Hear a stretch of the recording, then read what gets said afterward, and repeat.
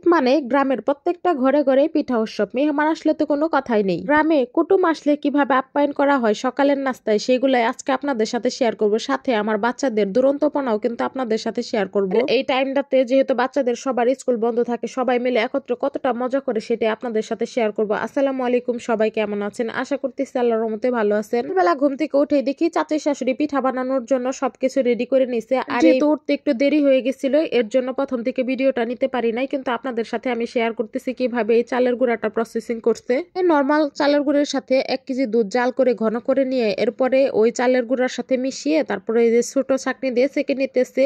এরপরে যে দেখতে পারতেছেন যে কিভাবে পিঠাটা বানিয়ে নিতেছে। অনেকে আছে যে গুড় আলাদা আলাদা ভাবে দেয়, মানে গুড় আগে দেয়, তার উপরে নারিকেল দেয়, তার উপরে আবার চাল দেয়। কিন্তু চাচিকে দেখতেছিলাম গুড় আর নারিকেল একত্রে মিশিয়ে এরপরে চালের গুঁড়ের মাঝখানে দিয়ে দিতেছিল। করে সব জায়গায় খাওয়ার সময় কিন্তু গুড় আর নারিকেল গুলা একদমই পারফেক্ট ভাবে মিশেছিল। খেতেও খুবই মজা লাগে। পিঠা বানানো শেষ করে এরপরে কিন্তু পোলাও পাতা দিয়ে খিচুড়ি রান্না করবে, সেটাও খুবই মজা হয়েছিল। আপনাদের সাথে অবশ্যই শেয়ার করব। শীতের সকালে এভাবে ঘুম থেকে উঠে ধোয়া ওঠা পিঠা খেতে কার না ভালো লাগে বলেন। খুবই মজা হয়েছিল এই পিঠাগুলা। চাচি কিন্তু অনেকগুলা পিঠা বানিয়েছিল, যেহেতু তার ননদরা বেড়াতে আসছে বা আরেক ননদের বাসায় পাঠাবে।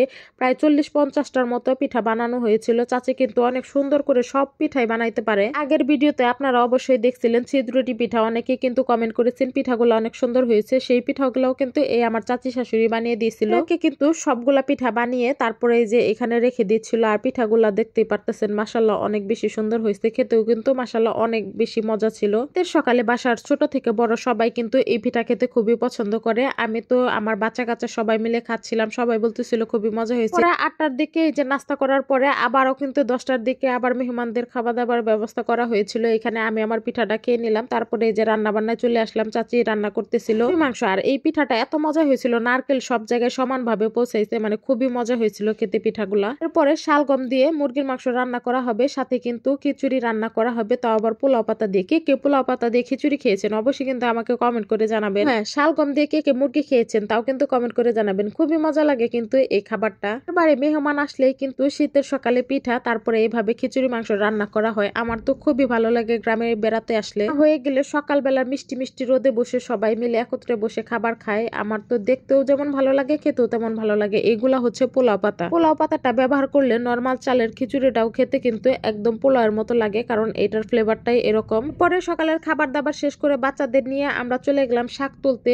আর গ্রামের বাড়ি এসে এরকম সরিষা খেতে শাক তুলে না খেলে কিন্তু ভালোই লাগে না। খাবারটা যখন শেষ হয়ে গেছে তখন আমি আমার খাবারটাও রেডি করে নিচ্ছিলাম। এখানে মুরগির মাংস, টমেটো সালাদ আর হচ্ছে গিয়ে মাছের একটা ঝুড়ি ছিল, সেটা নিয়ে খাবারটা কমপ্লিট করে ফেললাম। আমরা দৌড়ে চলে গেলাম সরিষা খেতে শাক তোলার জন্য। এই যে আমার আন্ডা বাচ্চা দুইটা দেখেন, যেখানে যাই মাশাআল্লাহ তারা অনেক কিন্তু এনজয় করে। কি বলে মামা ভাগনা যেখানে আপদ নাই সেখানে। আর আমাদের এখানে হয়েছে চাচা ভাস্তা যেখানে আপদ নাই সেখানে। দেখেন দুই চাচা ভাস্তাই মিলে কতটা মজা করে, একজন আরেকজনকে কোলে উঠিয়ে নিছে, ভরে পেরে খাচ্ছে। আজকে আমার ভিডিওটি কিন্তু এই পর্যন্তই ছিল। সবাই ভালো থাকবেন, আল্লাহ হাফেজ।